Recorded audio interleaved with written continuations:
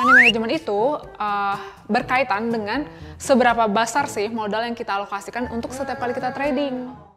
Setelah menonton talk with analis yang dibawakan oleh Kak Ruth, aku jadi tahu bahwa money management itu penting.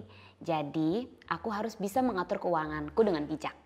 So, dengan modal yang cuma sedikit segini-gini aja, aku mau beli saham yang murah-murah aja. Wah, yang ini cuma 50 perak. Yang ini cuma 150 perak. Bisa dapat banyak, jadi bisa sekalian diversifikasi portofolio. Hai Kak Sinta. Kaget. Hai Ruth. Gimana nih money managementnya? Sudah bisa diterapin belum Kak? Udah, aku lagi coba terapin. Jadi aku beli beberapa saham yang harganya murah karena modalku kan juga cuma sedikit ya. Oke. Gitu, jadi aku beli saham yang harganya 50 perak, 100 perak, 150 perak. Jadi aku bisa dapat banyak sekalian diversifikasi portofolio. Pinter kan? Tunggu. Aku lihat dulu deh. Portofolio Kakak gimana? Ini tuh, lihat. Banyak kan aku belinya. Oh my god. Ini kebanyakan saham second liner loh Kak. Iya, kenapa emangnya? Aduh, Kak, sebelum kita beli saham, kita juga harus tahu loh fundamental dari si saham itu sendiri, si perusahaan itu sendiri. Udah. Kakak coba duduk di sini, aku bakal jelasin nih.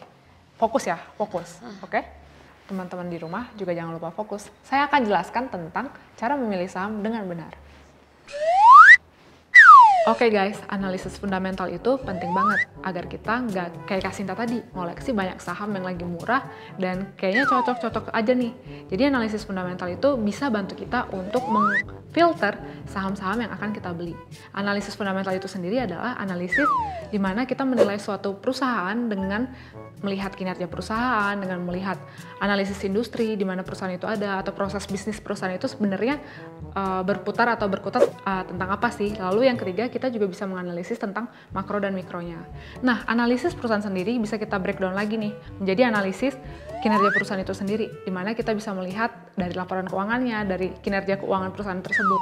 Yang kedua, kita bisa lihat dari manajemen perusahaan ini sebenarnya ngeran perusahaan atau menjalankan perusahaan ini seperti apa ya, biasanya track recordnya baik atau buruk. Dan yang ketiga adalah kita bisa lihat prospek bisnis kedepannya perusahaan ini akan seperti apa. That's why kita penting banget untuk melakukan analisis fundamental. Nah, analisis fundamental ini nggak hanya berkutat tentang analisis perusahaan dari sisi keuangan. Keuangan perusahaan ini bagus atau enggak ya? ROE-nya atau return on equity-nya bagus atau enggak ya? Atau perusahaan ini sebenarnya hutangnya bagaimana ya? Baik-baik saja atau enggak. Dan kita juga bisa lihat, benar nggak ya perusahaan ini dalam menjalankan bisnisnya. Kita lihat mungkin aset-asetnya bisa produktif nggak ya, atau modal yang ada bisa produktif nggak ya gitu. Jadi kita bisa lihat dan kita nggak hanya beli saham yang dalam kondisi yang murah. Nah, saham-saham tadi yang udah bagus tadi, yang udah kita filter bagus-bagus tadi, kita bisa lihat juga peluang untuk mencari kapan ya kira-kira saya harus beli saham ini. Ya, baiknya adalah ketika teman-teman melihat saham itu terdiskon gitu. Teman-teman juga bisa pakai nanti nilai valuasi relatif juga, dan dikombinasikan juga pastinya dengan analisis teknikal. Jadi kita bisa gunakan semua ilmu kita juga dengan baik. Dan gak semua saham-saham yang kelihatannya murah kita beli gitu, tapi kita harus tinjau juga ini saham berkualitas atau enggak ya, untuk saya koleksi di portofolio saya.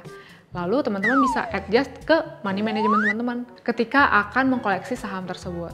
Demikian penjelasan singkat tentang analisis teknikal. Semoga teman-teman bisa cuan juga ya dari penjelasan singkat ini. Sampai ketemu di CIT Starter selanjutnya.